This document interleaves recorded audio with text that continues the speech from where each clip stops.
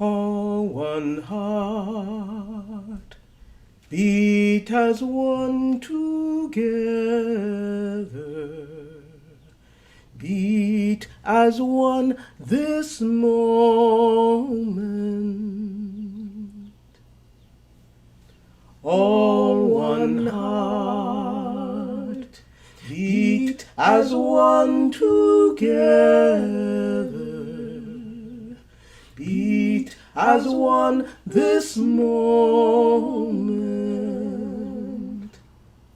all one song, sing as one together,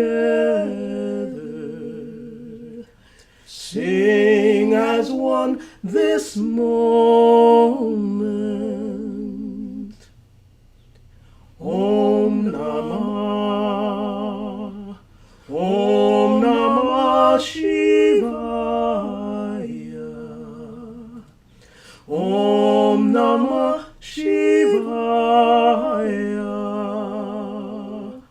All one heart, beat as one together,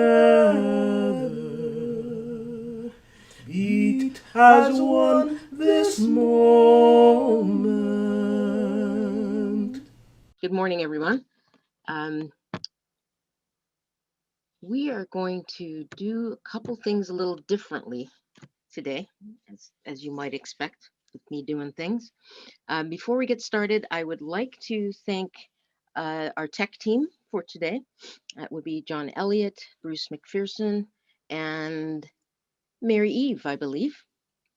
And our music ministers today are Melanie Demore, who's going to be joining us through video, and Rachel Derry and Cindy Carey. My name is Beverly Horton, and this morning I will share service leading and homily duties with Reverend Kirsten Homblett Allen. Reverend Homblett Allen is the program director for Beloved Conversations, which is a program for Unitarian Universalists seeking to embody racial justice and as a spiritual practice. We have two acknowledgements this morning, and Reverend Kirsten will read the first, and I will read the second. Good morning, everyone. I'm so honored to be here with you this morning. As we gather in this moment, let us acknowledge that the history of what we call Canada includes the regretful and tragic treatment of the Aboriginal peoples who were careful stewards of the land when the first settlers arrived. Those of us who are not Indigenous people benefit from that history. As we acknowledge the historical and current colonial presence in Canada, let us commit to healing the harm and being in right relation with the Indigenous peoples from whom the land has been taken. And we acknowledge our need to address racism that has led and continues to lead to the violent deaths of Blacks and Indigenous peoples. And we acknowledge that anti-Black racism and settler colonialism create and perpetuate inequalities, injustices, poverty, and exclusion in Canadian society. We commit ourselves to becoming an anti-racist faith community dedicated to equity and racial justice. Our goal in this congregation is to extend our hearts in welcome to whoever you are. We are connected through our desire to live out our ideals of peace, love, and equity. We are here to love one another and encourage each other in our spiritual growth. Our congregational mission includes our commitment to nurture one another, serve the community, and inspire action to heal the world.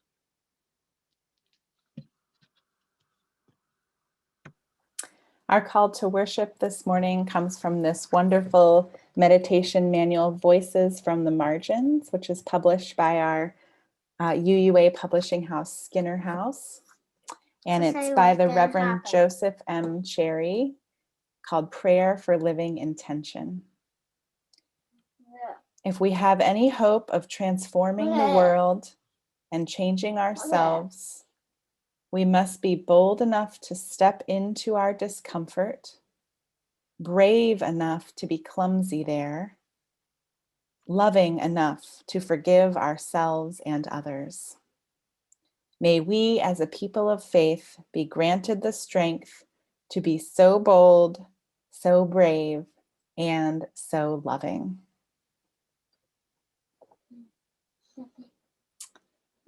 Our chalice is a reminder of the light and hope of our faith. We light it each time we gather to remind us of the sacredness of our time together. As Victoria lights the chalice, I would invite everyone to recite the unison chalice lighting words. May this flame be our light of friendship and love.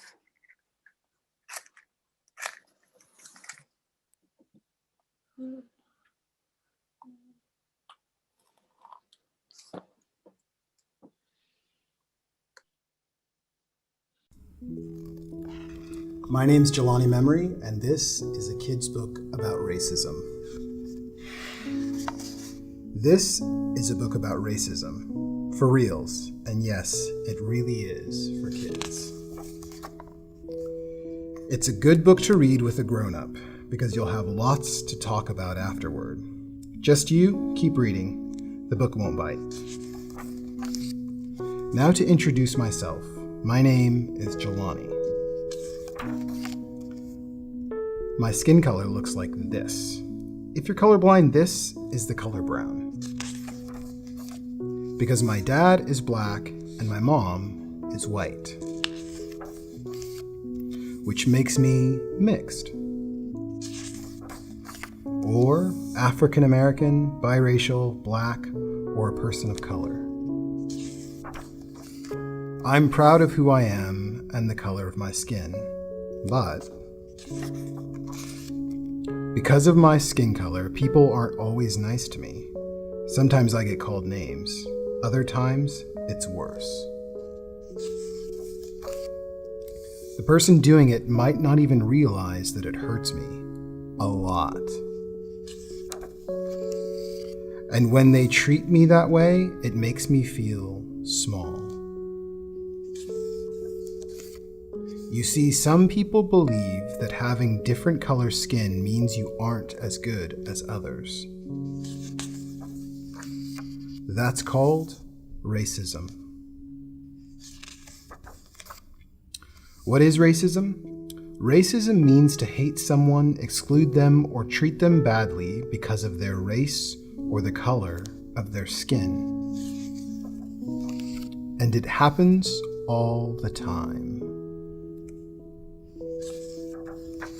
Not just in big ways,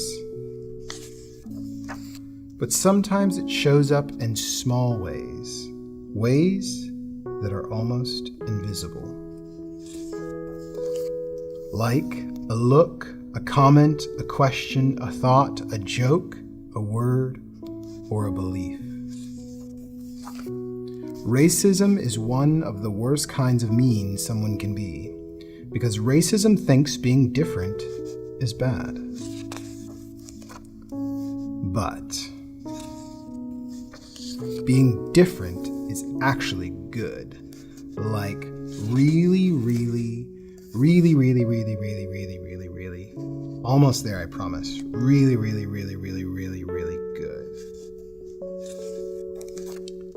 1000% good. Because being different means we have so much more to offer each other. Things like help, ideas, strength, skills, creativity, life, patience, respect, community, love, knowledge, experience, perspective, insight, diversity, wisdom, empathy, and originality. That whole being different thing, it makes us better, much better.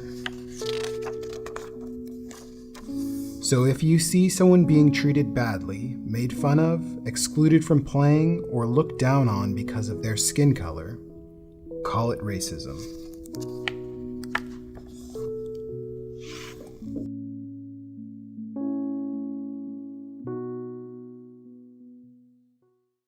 Our first hymn this morning is Answering the Call of Love.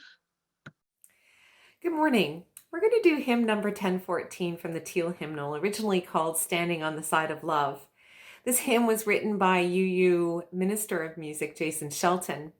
When those with other abilities came to him and said they felt that the language was not inclusive, Jason listened. And he has decided to rename this song and change the lyrics just a bit to, instead of standing on the side of love, answering the call of love, which I think is what he's done by renaming and reworking the lyrics.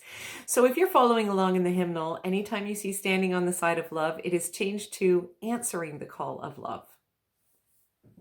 The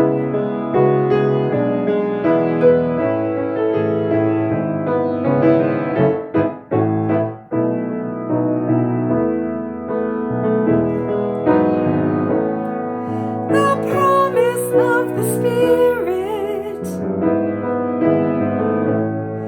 faith, hope, and love abide, and so every soul is blessed and made whole. The truth in our hearts is our guide. We are answering the call of love. Hands joined together as hearts beat as one. Emboldened by faith, we dare to proclaim we are answering the call of love. Sometimes we build a barrier to keep love tightly bound, corrupted by fear, unwilling to hear, denying the beauty we found. We are answering the call of love. Hands joined together as hearts beat as one. Emboldened by faith, we dare to proclaim we are answering the call of love.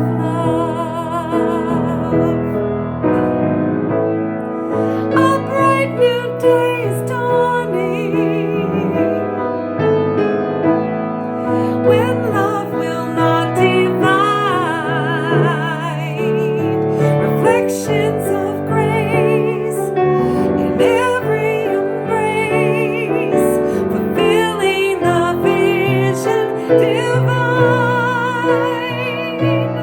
We are answering the call of love. Hands joined together as hearts beat as one. Emboldened by faith, we dare to proclaim we are answering the call of love. We are answering the call of love.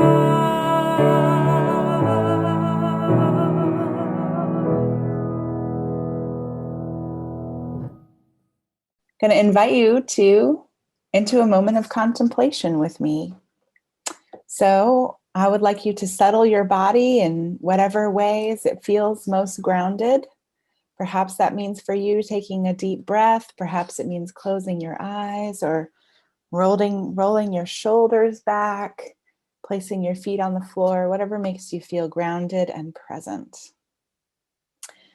Our reading this morning for contemplation comes from this meditation manual, Spilling the Light.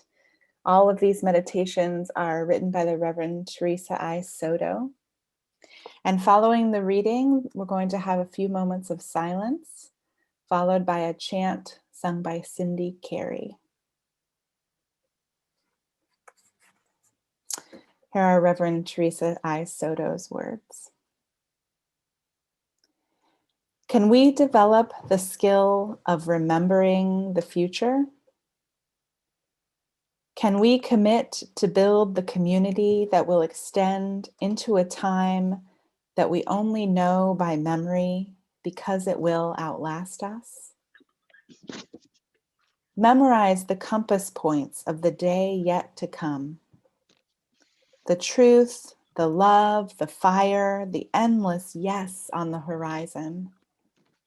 Shake the scales from your imagination. Reach, stretch, rise. There is no more time for pretending that everything can be all right without your care, without your attention. You can mourn, grief being more real at times than the promise of the sunrise, more real than the peace of the moon that by inconstant silver turns disappears. And yet, while we may mourn changes, losses, deceptions, and betrayals, beneath the ash we find the ember. We weep, and then, as we have learned from labor movements, we organize. Remember the day toward which we gather, the tomorrow toward which we advance. It is with your actions today that you engage that muscle memory, that sense of smell, the ragged velvet feel of a day that you have never lived. It is also your day. Remember it well.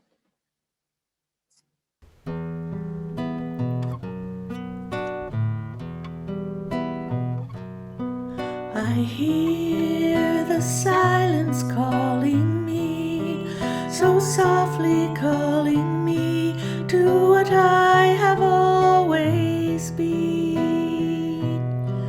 I hear the silence calling me, so softly calling me to what I have always been. I am burning in your grace. I am burning in your grace. I am burning, I am burning, I am burning in your grace. I surrender to the mystery, awaken to the beauty. I surrender to the mystery, awaken to the beauty. I hear the silence calling me, so softly calling me to what I have always been. I hear the silence calling me, so softly calling me to what I have always been. I am burning in your grace. I am burning in your grace. I am burning, I am burning, I am burning in your grace. I surrender to the mystery, awaken to the beauty. I surrender to the mystery, awaken to the beauty.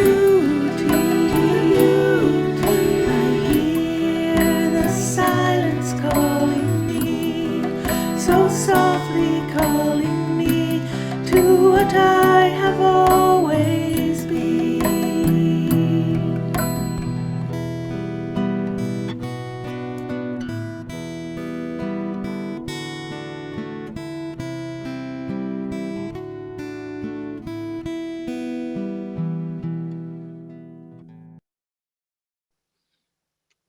Reverend Kirsten and I will offer a homily of sorts, more of an improv talk about the talk.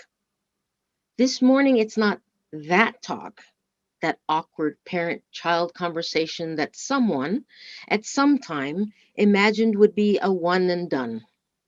Instead, the talk this morning features conversation and musings about disrupting racism. So before I get to Reverend Kirsten's general tips for disrupting racism, I need to get a couple things off my chest. My position in relation to this work of disrupting racism is tricky, precarious. It requires emotional labor that is sometimes too tiring for me to do, as is often the case for people of color.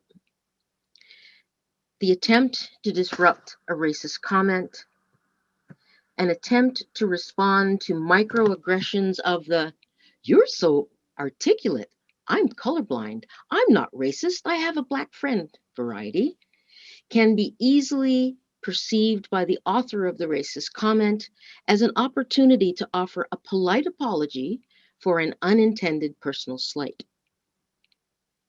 The opportunity to engage in the talk about unconscious or conscious bias that lies beneath the comment gets lost as a personal apology becomes the focus of the conversation. There's a pearl clutching, "Oh, I'm so sorry," and "I didn't know," that either brings the conversation to an abrupt but comfortable end, at least for one of us, or it ends with a request for yet another resource that is a resource of resources. These days, I tend to think about the work of disrupting racism as WPW, white people's work.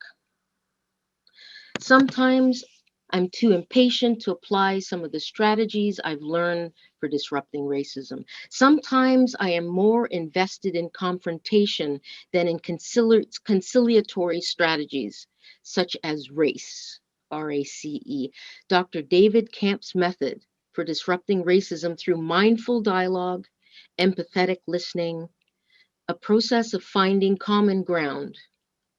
Reflect, act, connect, expand.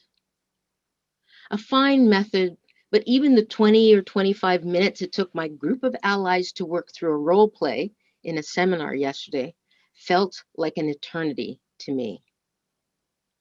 Waiting for my allies to respond to microaggressions with Dr. Daryl Wing Su's 3 micro intervention strategies, making the visible visible, the invisible visible, educating the perpetrator, and disarming the microaggression, it seems to take forever.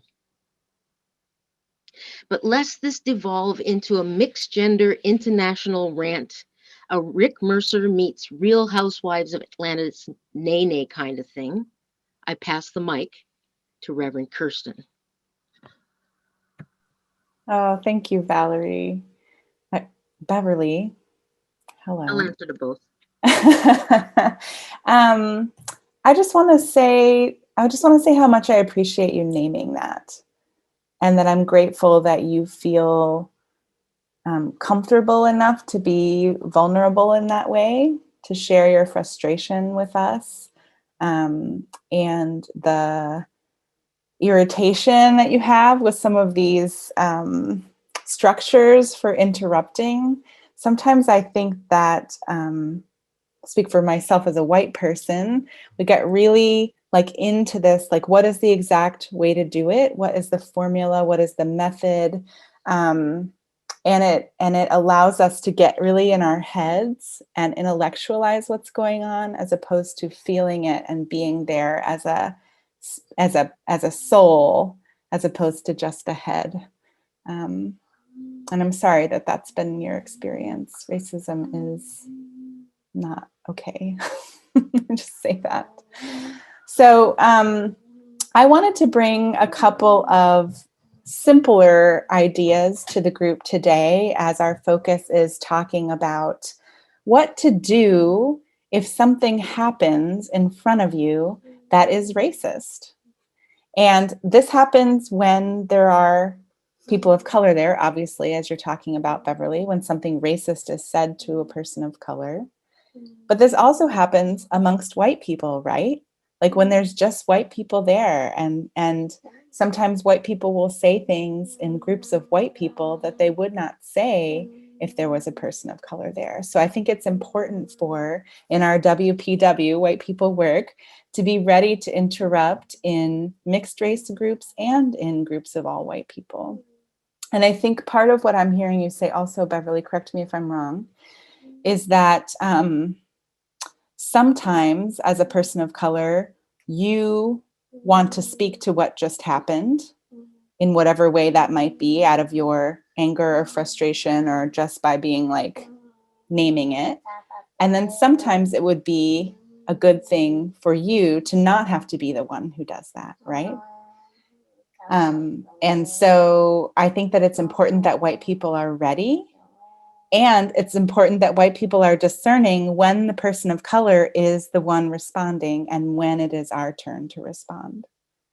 And when I think about interrupting something that happened in front of me, something that I understand to be racist, although really this could apply to anything that is said that is wrong in lots of different ways, I think there are two goals in that moment.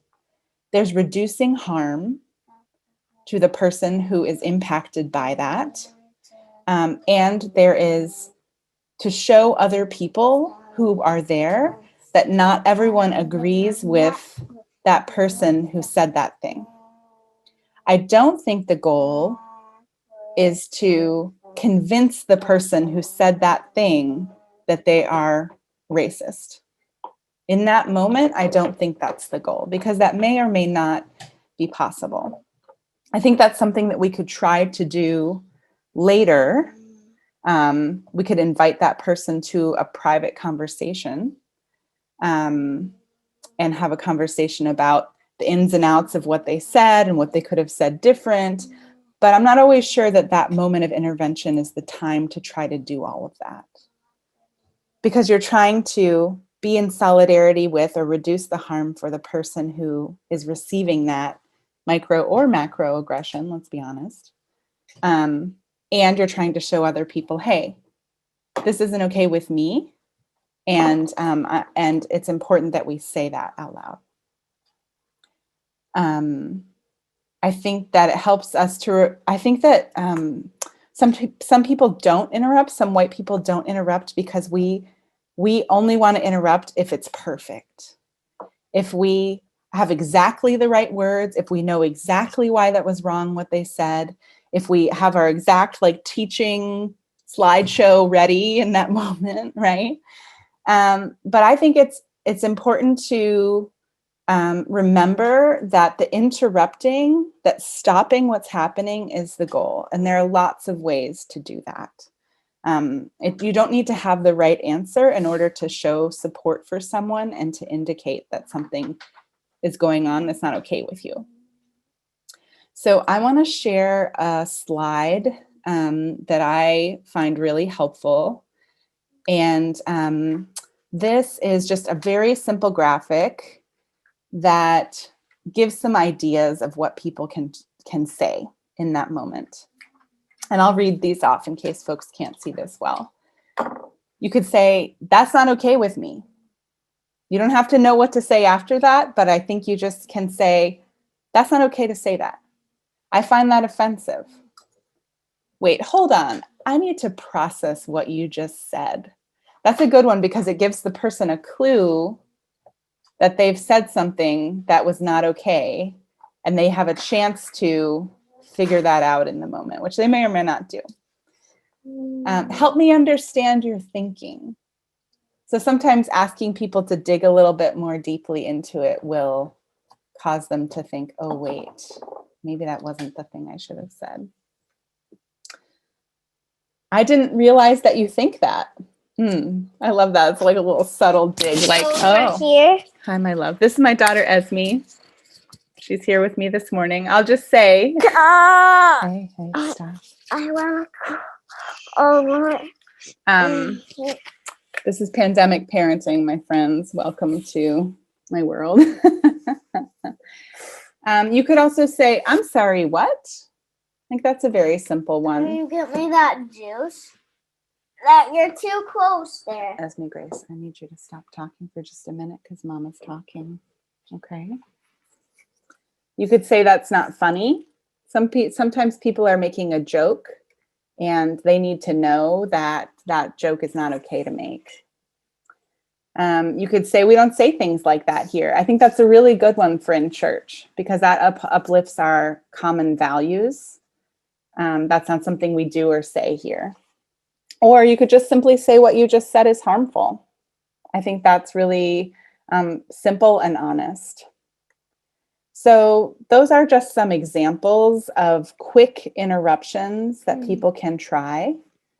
Beverly, do you want to talk about a couple of scenarios that sometimes come up in Unitarian churches that we want to address explicitly?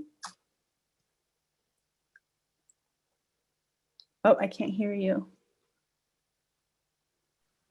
There are a couple of them that we talked about. One of the questions that comes up when we start doing this diversity work and equity work is a concern about what we're supposed to be doing about the lack of diversity in our congregations. And you hear some people say things like, we can't talk about race because there are no people of color here. Or we can't do racial justice if there are no POC in our congregation. So when somebody says something like that, Kirsten, what do you imagine the strategy is for interrupting comments like that or questions like that? Yeah, well, I'll say, unfortunately, I've heard that said a lot of times. And I think it's important to point out that when we say that we can't talk about race if people of color are not there, we are intentionally or unintentionally reducing people of color to teaching tools for white people. And it puts the burden of doing racial justice work onto the people who are harmed by it. And that is wrong and not fair. Instead of the burden being on white people, who are the people who are causing it or perpetuating it or responsible for ending it. So I think that if I heard someone say something like that, I would try to say something like what I just said. I would also say, hey, there's so much that white people can learn about racism from resources that people of color have put out there for teaching. Please stop. No. Please stop. Where they've already been compensated for their labor, like books and movies and podcasts and articles. There's so much richness available for learning for white people that is not dependent on. Mom, wait, I'm trying to get my food. Where's the food? Thanks for your patience, friends. And I would also say that isn't it a wonderful opportunity for white people to learn how to practice talking to other white people about race? Because that is not something that happens very often. And so we can agree that a conversation amongst white people can be really powerful. And the learning can be really deep, even if there are not people of color actually present with us. So now, the talk, part 2. Please note the following is presented as a scenario for education purposes only. Any resemblance to the promise and or possibilities for the future of the First Unitarian Church of Hamilton are entirely coincidental. 'Tis the search season for interim ministers. Congregants are heartened by the sight of their faith community turning its collective attention to anti-racism education and initiatives, and are animated by the expressed desire to be a radically welcoming congregation. Believing that their congregation is solidly on the path to beloved community, congregants express their desire to hire a person of color as the interim minister. Some congregants have suggested that that's taking things too far too fast and have expressed their concern that it would be against the best interest of the congregation to hire an interim minister with so narrow a ministry focus, a minister primarily focused on the work of anti-racism, radical welcome, and transformation of the congregation, applying an eighth principle perspective, an investment in and commitment to dismantling racism and other oppressions reflected in the lives of congregants and in the life of the congregation.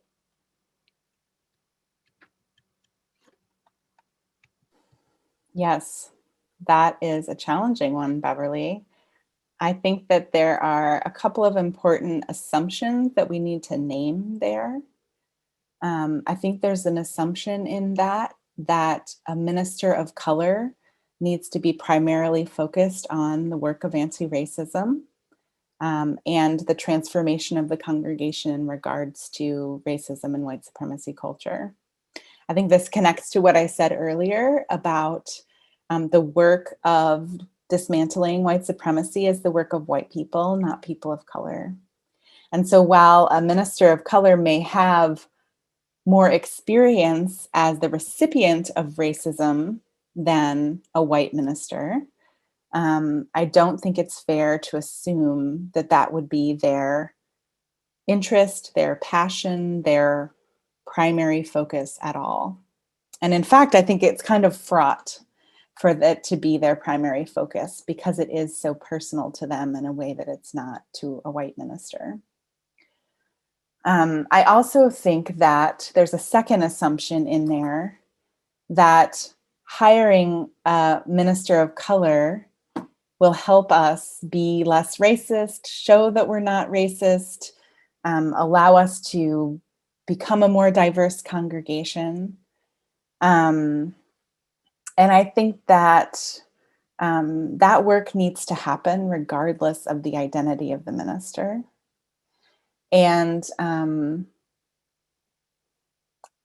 your congregation may or may not be ready to have a minister of color in a way that is not harmful to that minister. So I think that that's something that's really important to think about. Our own desire to be led by a person of color in ministry, which can be a wonderful, deep experience based on that individual person's skills and call, versus our desire to look not racist. And then the third piece, which is our desire to not have a minister of color because we are worried they're just going to focus on race. So it's like three sort of pieces of that are all assumptions that are problems. Do you want to speak to any of that, Beverly, or you want me to keep talking? I'm always here to love to hear you talk. So yeah, I think just unpacking all of the assumptions behind our search for a minister is really important. That minister of color is not a token. They are a person. And we call them to be with us because we want them to be our spiritual leader, not because we want them to be our proxy for anti-racism work or our scapegoat for when things don't go well. The other thing that I want to name is that disrupting racism in our congregations is a spiritual practice of our faith. And so when we do this work, whether it's in small ways in conversation with other people or in big ways in terms of systemic change in our congregation, we are practicing our Unitarian faith. And I think it's important to say that by interrupting or by having uncomfortable conversations and stretching ourselves and our communities, it honors our own humanity because it doesn't ask us to ignore things that we're witnessing, to ignoring our own reality. It honors the humanity of those we are in solidarity with, and it honors the world as it really is. So we're not pretending that our congregations are exceptions to the world as it really is. We are part of society. We are subject to all of the things, good and bad, that happen outside of our walls. I also want to say that sometimes it can feel uncomfortable to interrupt what someone is saying because you're worried about hurting the feelings of the person who you are interrupting. And I want to say that I think when we take the time to offer an interruption, of course we are doing it out of love for that other person, to say, I am in relationship with you. I see that there's something you need to learn, and I care enough about you to offer this moment of change. So I think it's important to remember that we don't interrupt out of meanness or a desire to hurt someone else. We interrupt because we are people who live out of a sense of love for other people. And that's core to our Unitarian Universalism. Number 1028, The Fire of Commitment.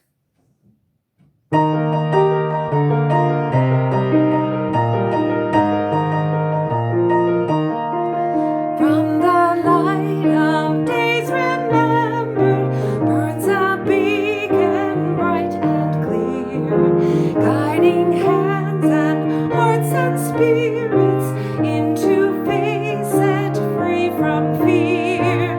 When the fire of commitment sets our mind and soul ablaze, when our hunger and our passion meet to call us on our way, when we live with deep assurance of the flame that burns within, then our promise finds fulfillment and our future can begin.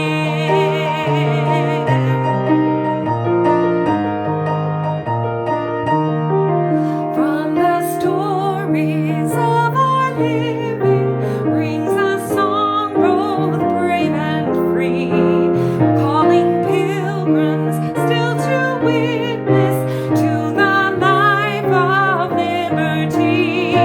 When the fire of commitment sets our mind and soul ablaze, when our hunger and our passion meet to call us on our way, when we live with deep assurance of the flame that burns within, then our promise finds fulfillment and our future can begin.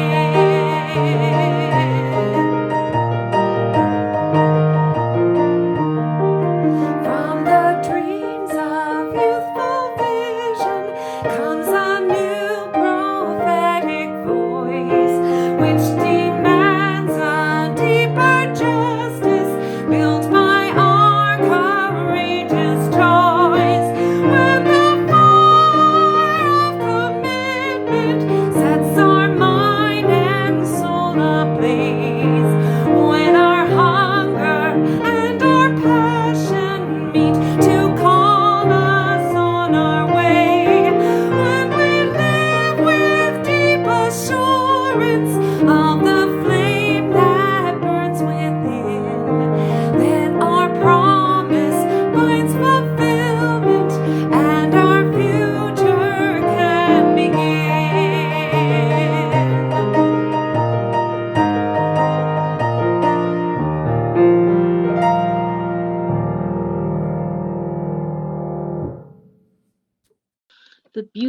of anti-racism is that you don't have to pretend to be free of racism to be an anti-racist. Anti-racism is the commitment to fight racism wherever you find it, including in yourself. And it's the only way forward. And now we will extinguish our chalice. We are answering the call of love. Every time we are bold, even in discomfort, brave, even in clumsiness, and loving of ourselves and each other. Will we answer the call of love and honor the fire of commitment to naming racism when we witness it, even in our beloved faith communities? May we be bold, brave, and loving together. And as Reverend Victoria extinguishes the chalice, I'll offer these chalice extinguishing words. We extinguish the flame, but carry the fire of commitment with us. Rise up, and take your place. Move to the head of the line, join the human race. No more denying. Open your eyes, open your eyes. You got a right, sure as you're breathing. You got a right to be free, and you got a right to feed your children and help them grow up strong. How can they face the future if they're hungry all day long? So rise up, and take your place. Move to the head of the line, join the human race. No more denying, open your eyes and see. You got a right, sure as you breathe. You got a right to be free. You got a right to be angry at a system that has failed to honor all its people. You got a right to be heard, so rise up, and take your place. Move to the head of the line, join the human race. No more denying, open your eyes and see. You got a right, sure as you're breathing.